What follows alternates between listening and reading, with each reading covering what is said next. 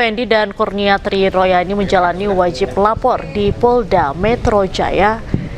Tim kuasa hukum Roy Suryo, Ahmad Kozinudin menyebut meski sebagian pihak telah dibebaskan dari status tersangka, penambahan wajib lapor terhadap klien mereka tetap dijalankan sebagai bentuk kepatuhan terhadap proses hukum.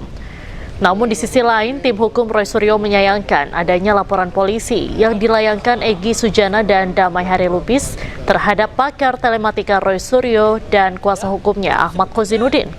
Menurutnya laporan tersebut dinilai sebagai upaya kriminalisasi atas kritik hukum yang disampaikan terkait penghentian penyidikan atau SP3.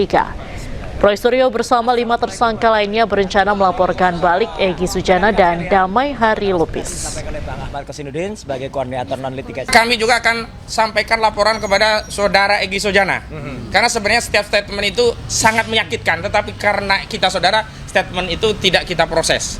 Namun hari ini ketika kami memberikan statement yang intinya kritik dan sangat menyayangkan tindakan keduanya ke Solo, justru kami dipersoalkan. Nah, hari ini kami juga akan mempersoalkan kembali, yakni statement yang menuduh kami sok jago. Jadi sekali lagi, kami tidak pernah sok jago. Orang yang menyebut kami sok jago dalam perjuangan itu, ya, itu adalah fitnah, sekaligus mencemari perjuangan kami. Ya, sikap kami, jadi kita tetap bersama. Tidak ada statement pribadi. Ya, ini adalah kebersamaan kita, kebersamaan dari 6 yang masih tersisa sekarang, ya, untuk melawan kebatilan. Jadi insya Allah itu yang ingin saya sampaikan. Jadi sekali lagi yang ingin saya sampaikan, mohon dipegang. Kita tuh mau persoalan ini mau pendek, ya, mau kemudian persoalannya dibikin panjang, tetap kita ikuti, ya. Mau pendek mau panjang tetap kita ikuti dan kita akan lawan semuanya. Presiden ke-7 RI Joko Widodo menyebut kasus fitnah ijazah harus sampai di pengadilan. Meski ia telah memaafkan 2 tersangka kasus ini, namun Jokowi menegaskan proses hukum tetap berlanjut. Maaf selalu terbuka. Tapi Presiden ke-7 Jokowi di kediamannya di Solo, Jawa Tengah. Menurutnya kasus pelaporan ijazah ke Polda Metro Jaya adalah urusan hukum. Jokowi menjelaskan pintu maaf selalu terbuka, namun memaafkan merupakan urusan pribadi. Sementara urusan hukum harus terus sampai ke pengadilan, karena Jokowi menginginkan pengadilan sebagai forum untuk menunjukkan bukti mengenai kasus fitnah ijazah. Pintu maaf selalu terbuka. Tapi sekali lagi urusan memaafkan itu urusan pribadi ke pribadi. Kalau yang di Polda Metro itu sudah urusan hukum. Artinya urusan pribadi ya urusan pribadi, maaf memaafkan, tetapi urusan hukum ya urusan hukum. Dan memang harus sampai ke pengadilan. Karena kalau enggak, saya enggak punya forum untuk menyampaikan bukti mengenai kasus ijazah ini.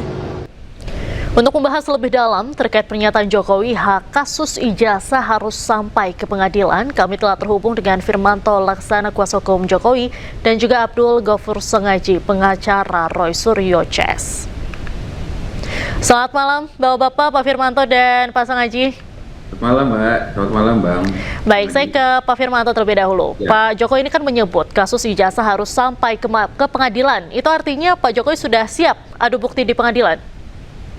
Ya, terima kasih. Selamat malam, pemirsa. Jadi tentu kan kita sudah menyampaikan aduan ya, kemudian menjadi laporan dengan berbagai bukti-bukti yang kita sampaikan. Di mana pada saat di Januari sampai dengan April sebelum kita buat aduan itu, di akhir April kita membuat aduan dan laporan itu, maka kita sudah memberikan bukti-bukti, di mana di situ terlihat bahwa teman-teman Roy Suryo, Rismon dan Tifa antara lain melakukan dugaan pencemaran nama baik dan fitnah, dan itu terus akhirnya ditemukan tindak pidananya oleh penyidik Polda Metro Jaya dan ditindaklanjuti dan akhirnya ditemukan juga tersangkanya. Antara lain tadi yang saya sebutkan dan beberapa orang lainnya. Kemudian saat ini sudah tahap 1, sudah dilimpahkan ke kejaksaan, sedang melakukan pemeriksaan berkas dan tinggal kita tunggu nih apakah sudah lengkap dan akhirnya tahap 2 atau memang masih ada yang perlu dilengkapi sehingga masih ada P19 yang kemudian nanti dilengkapi dan kemudian dilimpahkan lagi demikian.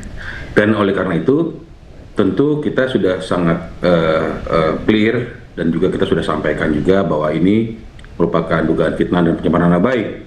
Dan oleh karena itu tentu penyidik pun sudah pada saat pasca gelar khusus juga menyampaikan, walaupun mereka meminta gelar khusus, ada penambahan saksi fakta dan saksi ahli, tidak mengubah proses atau status tersangkanya.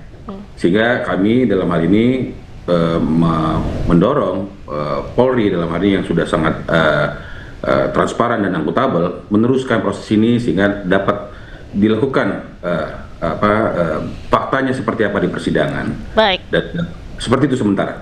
Baik, Bang Sengaji, bagaimana tanggapannya terkait dengan pernyataan Pak Jokowi ini?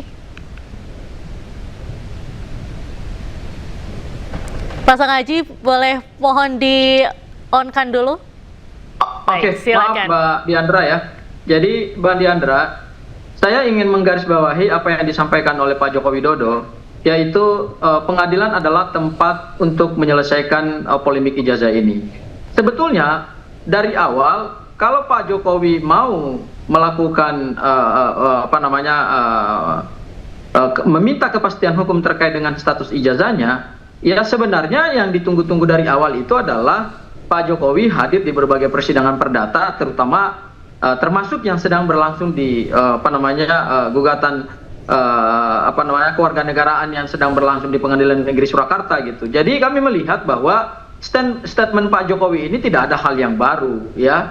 Secara faktual beliau selalu mengatakan bahwa beliau siap untuk menghadirkan ijazahnya di persidangan jika diminta oleh hakim, selalu bersedia akan hadir di persidangan ketika diminta oleh pengadilan. Tetapi secara yuridis ya faktual itu tidak pernah dilakukan. Artinya kewajiban hukum Pak Jokowi tidak pernah beliau patuhi juga gitu ya. Berkali-kali persidangan gugatan perdata terkait dengan ijazahnya beliau tidak pernah hadir untuk menghadiri proses mediasi. Kemudian juga ijazahnya juga tidak pernah dihadirkan di persidangan ya. Jadi menurut kami statement Pak Jokowi ini seperti Pak Jokowi selalu seperti tukang iklan lah ya, mengiklankan statementnya dari waktu ke waktu itu terus yang disebutkan, tetapi tidak pernah Pak Jokowi mematuhi apa yang pernah diucapkan sendiri oleh dirinya bahwa ketika diminta di persidangan beliau akan hadir, ketika bukti dimintakan di persidangan beliau akan membawa bukti ijazah itu. Jadi menurut kami ini bukan sesuatu yang baru, ini sesuatu yang menurut kami ini sesuatu yang sebetulnya sudah usang lah statement-statement seperti ini gitu.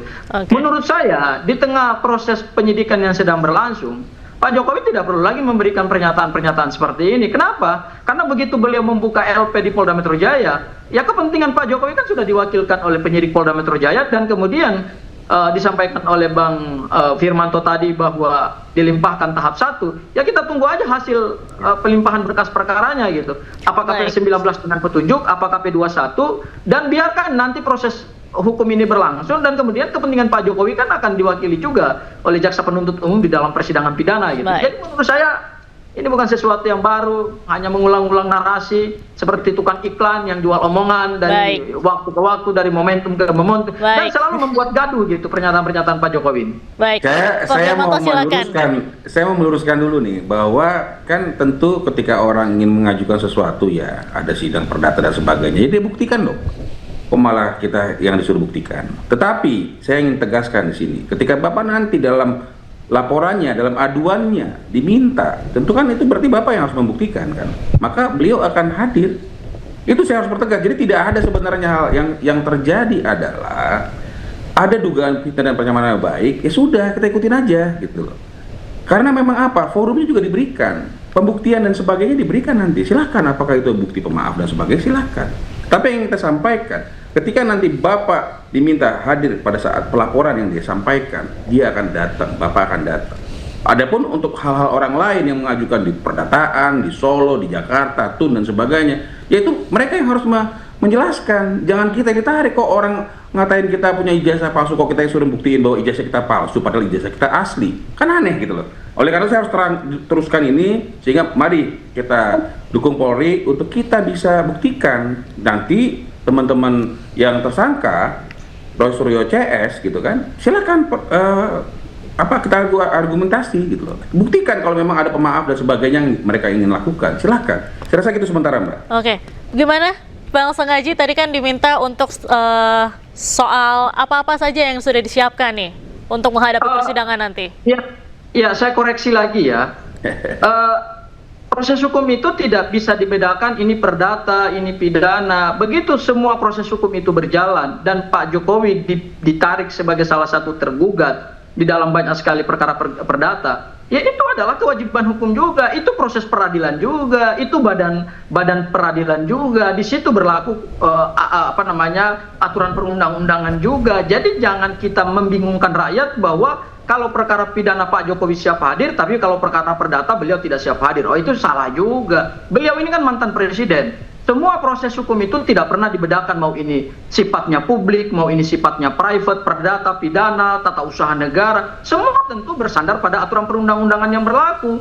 Dan ketika semua peraturan perundang-undangan itu berlaku dan kemudian digunakan sebagai instrumen dalam suatu proses peradilan, maka sebetulnya Pak Jokowi mau sebagai pihak tergugat, turut tergugat, ya juga punya kewajiban hukum. Jadi jangan kemudian statement Pak Jokowi bahwa saya siap untuk hadir ketika diminta oleh majelis hakim, saya siap membawa ijazah saya ketika diminta oleh hakim. Tetapi di dalam berbagai kesempatan peradilan yang sah secara hukum Indonesia dan sah secara konstitusi, itu beliau tidak melaksanakan kewajiban hukumnya juga gitu. Jadi jangan proses hukum ini dibangun satu argumentasi mana yang menguntungkan Pak Jokowi itu yang diambil, sementara yang tidak menguntungkan Pak Jokowi itu yang tidak diambil. Itu hal yang pertama yang ingin saya beri catatan. Catatan saya yang kedua terkait dengan pembuktian dalam persidangan pidana.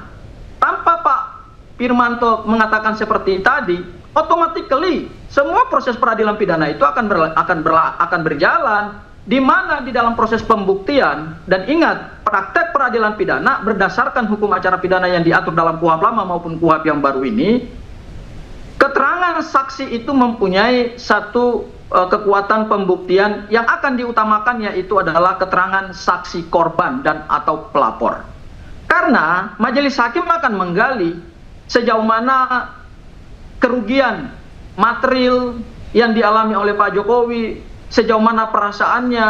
Kemudian beliau juga harus memberikan keterangan secara komprehensif kepada majelis hakim, juga kepada jaksa penuntut umum, juga akan didengarkan oleh para terdakwa dan juga oleh para kuasa hukumnya gitu ya. Sejauh mana konsistensi keterangan itu akan kita uji. Jadi menurut saya proses pengujian alat bukti itu satu tahapan yang masih jauh. Si panjang ini proses hukumnya gitu. Jadi jangan langsung bypass bahwa seolah-olah sudah limpah berkas perkara ke penuntut umum, langsung kita akan masuk ke proses pembuktian. Wah, ini masih panjang ini.